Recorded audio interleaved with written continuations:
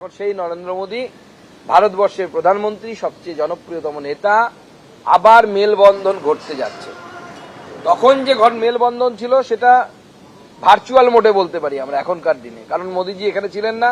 মোদীজি receiving এন্ডে ছিলেন, অর্থাৎ টাটা চলে গেল, ন্যানো কারখানা চলে গেল, তাকে গ্রহণ করার জন্য মোদীজি দু হাত ভরে তাকে গ্রহণ করে আনন্দের সেই এলাকায় এখন বর্তমানে আপনারা যদি গিয়ে থাকেন বা আপনাদের প্রতিনিধিদের যদি ভিডিও আনতে পারেন, দেখবেন সেখানে অটোমোবাইল হাবে পরিণত হয়েছে।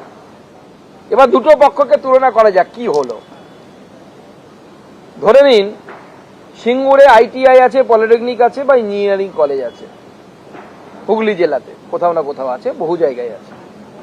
সেখানকার অটোমোবাইল নিয়ে পাশ করা আমাদের আইটিআই পাশ করা ছেলেটি বা মেয়েটি, বা পলিটেকনিক থেকে আইটিআই অটোমোবাইল পাস করা হোক, বা পলিটেকনিক থেকে ডিপ্লোমা অটোমোবাইল করা হোক, বা কোনো বেসরকারি ইঞ্জিনিয়ারিং কলেজ থেকে বিটেক অটোমোবাইল করা ছেলে বা মেয়েটি এখন গুজরাটে যান বা গুজরাটে যেতে বাধ্য হয়, তাদেরকে বাধ্য করা হয়েছে। আর সেই গুজরাটে যদি আইটিআই থেকে পাশ করা একটি অটোমোবাইল ছেলে হয়, সে বাড়ির পাশে আনন্দে চাকরিটা করতে যান, সন্ধ্যেবেলা মা বাবার সাথে দেখা হয়। আর আমাদের ছেলে মেয়েরা যারা গুজরাটে যাচ্ছেন বা অন্য কোথাও যাচ্ছেন, তারা মরার সময় মা বাবার যখন মৃত্যু ঘটে, মা বাবার মুখে জল দেওয়ার পর্যন্ত সময় তাদের হয় না। এটা বাস্তবিক পরিস্থিতি।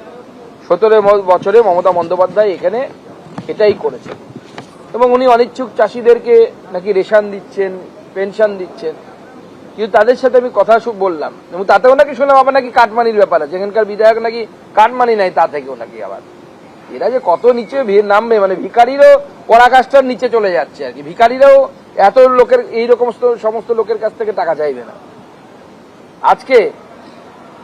তাই সিঙ্গুর সহ গোটা পশ্চিমবঙ্গের মানুষ বলছে যে আমরা টাটাকে চাই, এবং এই ময়দান থেকে নরেন্দ্র মোদী সবার আগে আমি এই প্রেস কনফারেন্সে এইটুকু বলতে পারি, মাননীয় প্রধানমন্ত্রীকে শুনতে আসুন, জানতে আসুন। আর সেদিন ঐতিহাসিক ভিড় হবে। আমাদের জেলা এবং রাজ্য নেতৃত্ব আমার দুপাশে আছে, তারা কাজ দেখছেন।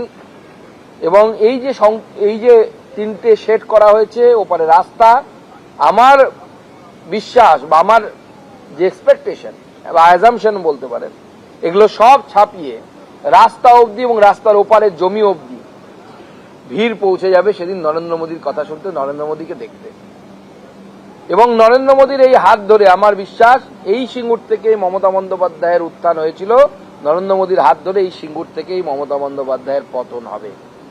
আর বিজেপির একজন দায়িত্বপ্রাপ্ত রাজ্য নেতা হিসেবে আমি বলছি, নরেন্দ্র মোদীর সরকার যখন গঠন হবে সেই সময় বিজেপির তরফ থেকে আমি চেয়ে এই দায়িত্ব নিচ্ছি, টাটার সাথে কথা বলার দায়িত্ব নিচ্ছি।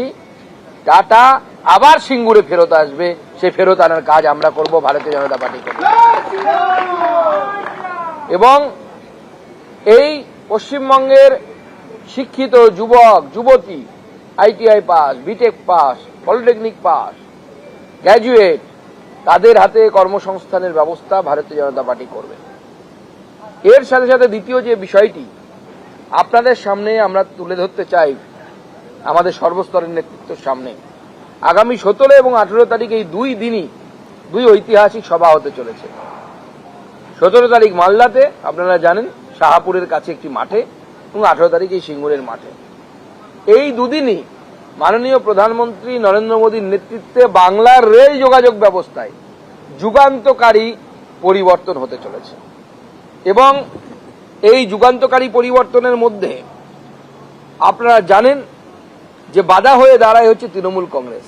উদাহরণস্বরূপ আপনারা ইস্ট ওয়েস্ট মেট্রোর ক্ষেত্রে দেখেছেন, বাধার পর বাধা, এখনো পর্যন্ত চিংড়ি ঘাটার বাধাটা এখনো মেটেনি। তার ফলে দক্ষিণ কলকাতার মানুষ আসতে পারছেন না।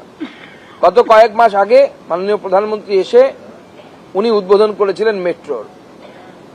সেই মেট্রো আমাদের লাইফ লাইন, সেই মেট্রোতে আরো অনেক মানুষ সুবিধা পেতে পারত, কিন্তু তৃণমূল কংগ্রেসের জন্য যাচ্ছে না, পাচ্ছে না।